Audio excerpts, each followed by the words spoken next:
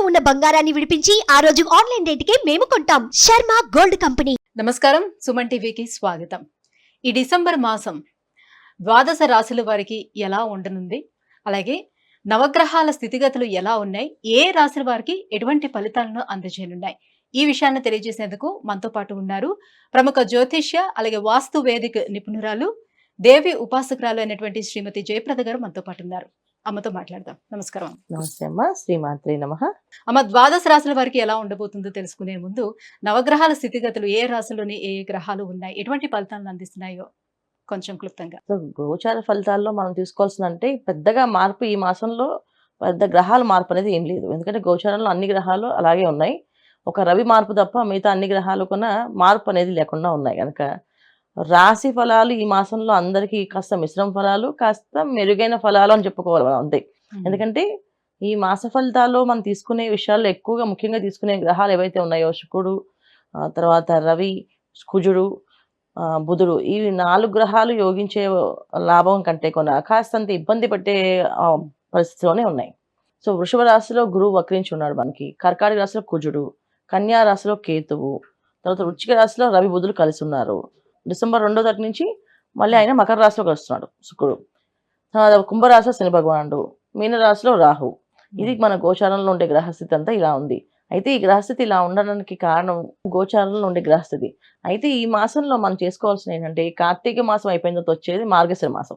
ఈ మార్గశిరంలో విష్ణు ఆరాధన చేస్తూ ఉంటాం.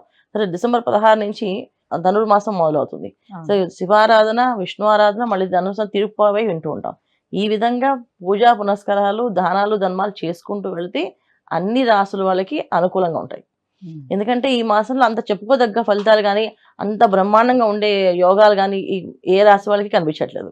కాస్తంత ఇబ్బంది పట్టే లక్షణాలే కనిపిస్తున్నాయి. కనుక మనం ఎక్కువ అవన్నీ మైండ్లో పెట్టుకోకుండా రాశి ఫలాలు వినడము, దాని దగ్గర పరిహారం ఏం చేసుకోవాలో అది మాత్రం తెలుసుకొని ఆ పరిహారం చేసుకుంటూ ముందుకు వెళ్తుంటే ఈ మాసం అలా గడిచిపోతుంది. అమ్మ, వృశ్చిక రాశి వారికి నవగ్రహాల స్థితిగతులు ఎలా ఉన్నాయి, ఏ గ్రహాలు వాళ్ళకి అనుకూలంగా ఉన్నాయి? తప్పకుండా అన్న. సో వృశ్చిక రాశి వాళ్ళకి ఈ మాసంలో ఏంటంటే, ఏ గ్రహాలు అనుకూలంగా ఉన్నాయంటే ప్రతికూలంగా ఉండే గ్రహాలు ఎక్కువగా ఉన్నాయి. 9 గ్రహాలు ప్రతికూలంగా కనిపిస్తున్నాయి వీళ్ళకి. అంటే ఏంటి అంటే, ఈ మాసంలో వృశ్చిక రాశి వాళ్ళు చేసుకోవాల్సిన నియమం, పరిహారం అంటే ఏంటంటే, ఎంతవరకు మౌనంగా ఉంటే అంత పని వీళ్ళకి లాభంగా జరుగుతుంది. ఎందుకంటే వీళ్ళకి రాశాధిపతి అయిన కుజుడు కర్కాటక రాశిలో ఉన్నాడు. తర్వాత వృశ్చిక రాశిలోని రవి బుధులు ఉన్నారు. వృశ్చిక రాశి రవి బుధులు అంతా యోగించరు. అంటే ఎప్పుడైనా రాశిలో ఉండే గ్రహాలు ఏవైతే ఉన్నాయో శుభగ్రహాలు అయితే యోగిస్తాయి, పాపగ్రహాలు అయితే యోగించవు. అలాగే రవి బుధులు కలిసి ఆ రాశిలో ఉండడం వల్ల ఏంటంటే, సరైన సమయానికి సమయస్ఫూర్తిగా మాట్లాడడానికి కానీ, ఆ సమయానికి ఆ విషయం గుర్తు రాకపోవడం, అది చెప్పాల్సిన ఈ విషయం ఎందుకు చెప్పలేకపోయిన, ఈ విషయం ఇక్కడ ఎందుకు జరగలేదు అని రావడానికి కారకులు ఏంటంటే రవి బుధులు కారకులు అనమాట. సో ఏ విషయం అయినా అక్కడ జరిగిపోయిన తర్వాత ఆలోచన వస్తుంది, ఇది ఎప్పుడు చేస్తుంటే బాగుండేది అనేసి. మకర రాశిలో శుక్రుడు అంత యోగ్యంగా ఉండదు వీళ్ళకి.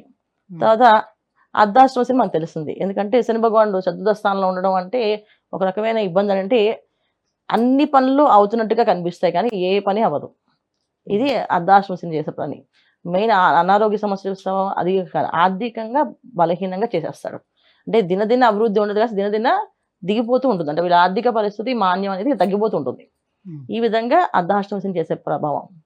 తర్వాత రాహు, పంచమ రాహు ఏదో తెలియని ఒక ఆశను కలిగిస్తాడు, ఆశను పుట్టిస్తాడు, చేసేస్తాం అనుకుంటారు. ఇక్కడ ఎందుకంటే పంచమ రాహు ఎప్పటి నుంచో ఉంది వీళ్ళకి. అయినప్పటికీ కూడా ఇక్కడ శని ఎప్పుడైతే శని రాహులు కలిశారో అక్కడ ఏంటంటే ఖచ్చితంగా అవుతుంది అని ఒక ఆశను కల్పించడము, ఆ ఆశని కలిగేలా వీళ్ళు వెళ్ళడము, దానివల్ల వీళ్ళు ఇబ్బంది పడ్డము. ఇవి ఈ విధంగా వృశ్చిక రాశి వాళ్ళకి ఈ మాసంలో. ఇంకా ఉద్యోగస్తులకి, వ్యాపారస్తులకి ఏంటంటే, ఈ ఉద్యోగం మానేసి కొత్త ఉద్యోగం బ్రహ్మాండంగా వస్తుంది, వెళ్ళిపో అని చెప్పడము, చెప్పే వాళ్ళు పెరగడము. ఏదో చతుర్థ స్థానంలో ఎప్పుడైతే అర్ధాష్టమ శని నడుస్తుందో సలహాలు ఇచ్చేవాళ్ళు కానీ, సలహాలు చెప్పేవాళ్ళు కానీ అందరూ కూడా ఏంటంటే పక్కదారి పట్టిస్తారు. కరెక్ట్ అయిన దారి కానీ, కరెక్ట్ అయిన డెసిషన్ చెప్పలేరు.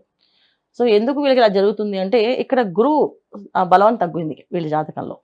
సో గురువు ఎప్పుడైతే బలం తగ్గిందో ఆటోమేటిక్గా ప్రతి ఒక్కరు గురువులాగా మారిపోయి అందరూ చెప్పేస్తుంటారు సలహాలు. దానివల్ల చెడు అవుతుంది, మంచి అవుతుంది. సో మంచి లక్షణాలు వెతుక్కోవడం అనేది వీళ్ళకి చాలా తక్కువైపోతుంది. అంటే ఎవరో దారిని పైన చెప్పేశారు, చెప్తే మాత్రం అవుతుందా ఏంటి అని చెప్పి అనుకుంటారు. కానీ అలాంటి వాళ్ళే మంచిగా చెప్పచ్చు, చెప్పలేము. వీళ్ళు ఎప్పుడు గైడెన్స్గా ఫాలో అయ్యి వాళ్ళే బాగా చెప్తారేమో అనుకుంటే వాళ్ళ దగ్గర నుంచి తప్పుగా రావచ్చు ఆన్సర్స్. ఎందుకు వస్తాయి ఇక్కడ అంటే, ఇక్కడ మాయలో పడేయడానికి ఈ నవగ్రహాలన్నీ కూడా అనుకూలంగా లేవు వీళ్ళకి, ప్రతికూలంగా ఉన్నాయి. సో అందుకని ఏ విషయం మనం అనుకుంటామో అది తప్పుగా అవుతుంది, ఏ విషయం మనం అనుకోమో అది మంచి జరుగుతుంది. ఇది ఈ మాసంలో వృశ్చిక రాశి వాళ్ళకి మెయిన్ జరిగేది. అంటే సప్తమ స్థానంలో ఉన్నటువంటి గురువు వక్రీకరించి ఉండటం వల్ల ఎటువంటి ఫలితాలు ఇస్తుంది? వక్రించడం వల్లే గురుబలం తక్కువైందని అంట. సో వక్రించడం వల్ల ఏమైంది, 6వ స్థానంలో గురువు. 6వ స్థానంలో గురువు ఎప్పుడు కూడా ఏంటంటే రోగాల్ని రుణాలని ఇస్తాడు ఆయన. అంటే మనం ఒక అప్పు చేసాం అనుకో, ఆ అప్పు తీర్చే అవకాశం ఉండదు, అప్పు చేస్తూనే ఉంటాం, అప్పు పెరుగుతూనే ఉంటుంది, దానికంటే వడ్డీ పెరుగుతూ ఉంటుంది. ఇప్పుడు ఒక అప్పు చేస్తాం, ఓ 10 రూపాయలు వడ్డీ అనుకోండి, దానికి ధర్మ వడ్డీ అని చెప్పి వేస్తూనే ఉంటారు. అలాంటి వడ్డీలు పెరిగిపోయి చాలా ఇబ్బంది పడే అవకాశం ఉంటుంది. రుణ బాధలు ఎక్కువగా ఇస్తాడు. తర్వాత ఇబ్బందులు ఇస్తాడు. ఆరోగ్యపరంగా ఏ ఇబ్బందులు ఇస్తాడంటే గర్భ సంబంధించిన ఇబ్బందులు ఇస్తాయంటాయి. సో ఇండైజెషన్ సిస్టమ్ కానీ, డైజెషన్ అవ్వకపోవడం కానీ, సరిగా ఆహారం తీసుకోలేకపోవడం కానీ, ఆహార నియమాలు పాటించలేకపోవడం కానీ ఇవి జరుగుతుంటాయి. అంటే ఒక టైంలో తినాల్సిన ఫుడ్ని ఏదో టైంలో తిన్నాం, దానివల్ల ఏంటంటే దానికి సంబంధించిన ఇండైజెషన్ సిస్టమ్ ప్రాబ్లం అవుతుంది.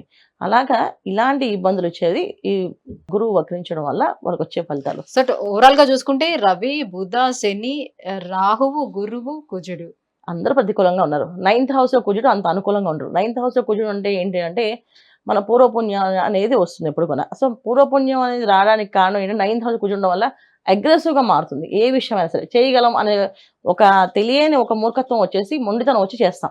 దానివల్ల ఏమవుతుంది, అక్కడ మనకి పదవి పోవడము, మాట రావడము, ధనం పోవడము, ఇవిగా జరుగుతాయి. ఈ మూడిట్లో ఏదో ఒకటి జరుగుతుంది. అంటే గొప్పలకు పోయి వ్యాపారంలో బాగా సాధించాలని పెట్టుకుంటే అక్కడ డబ్బు పోతుంది. అన్నీ కొన్ని చూస్తే నెగిటివ్ ఎనర్జీస్ కనిపిస్తున్నాయి పాజిటివ్ ఎనర్జీస్ కంటే కూడా. సో వృశ్చిక రాశి వాళ్ళు ఈ మాసం అంతా ఏంటంటే మౌనంగా ఉండడం, ఎంతవరకు మాట్లాడాలో అంతవరకు మాట్లాడుకోవడం, వాళ్ళ పని వాళ్ళు చేసుకుంటూ వెళ్ళడం.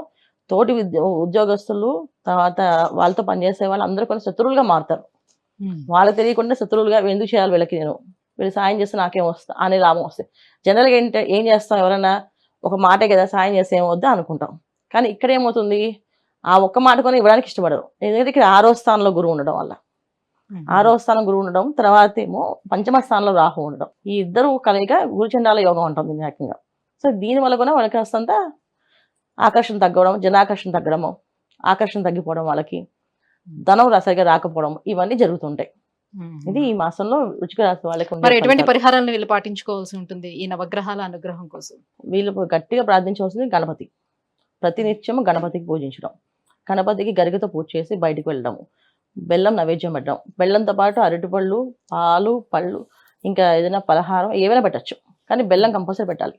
ప్రతిరోజు బెల్లం పెడుతూ గరికతో నైవేద్యం పూజ చేస్తూ బయటికి వెళ్ళడము, గణపతి ఆలయానికి వెళ్ళి దర్శనం చేసుకోవడం, ముఖ్యమైన పనులు, ముఖ్యమైన నిర్ణయాలు గణపతి ఆలయంలో అభిషేకం చేయించి స్వామివారికి అక్కడ కూర్చొని నిర్ణయం తీసుకోవడం, ఇది చేసేది కరెక్టా కాదా అని. ఇంకా డౌట్ ఉంటే అక్కడ స్వామివారి 2 చీటీలు రాసి ఆ చీటీ వేసి ఈ చీటీలో నేను చేయొచ్చా చేయకూడదు, ఆ చీటీలో ఒకటి తీసుకుంటే అది గణపతి అనుగ్రహం ఉన్నట్టు వీళ్ళకి, ఆ పని చేయడం. ఈ విధంగా ఈ వృశ్చిక రాశి వాళ్ళు ఈ మాసం అంతా చేసుకోవాల్సిన పరిహారం నియమాలు కానీ, ప్రతినిత్యం గణపతి పూజించడం, లక్ష్మీ గణపతి మంత్రం ఉన్నవాళ్ళు లక్ష్మీ గణపతి మంత్రాన్ని చేసుకోవడము, అయితే గణపతికి తర్పణాలు చేసుకోవడము చాలా విశేషంగా ఫలిస్తాయి అన్నమాట. ఈ విధంగా చేసుకుంటూ ఉంటే అమ్మ డిసెంబర్ మాసం వృశ్చిక రాశి వారికి ఏ రకంగా ఉండబోతుంది, ఈ నవగ్రహాల అనుగ్రహానికి వాళ్ళు ఎటువంటి పరిహారాలను పాటించుకోవాలి, ఈ విషయాలు తెలియజేసినందుకు ధన్యవాదాలు. శ్రీమాత్రే నమః.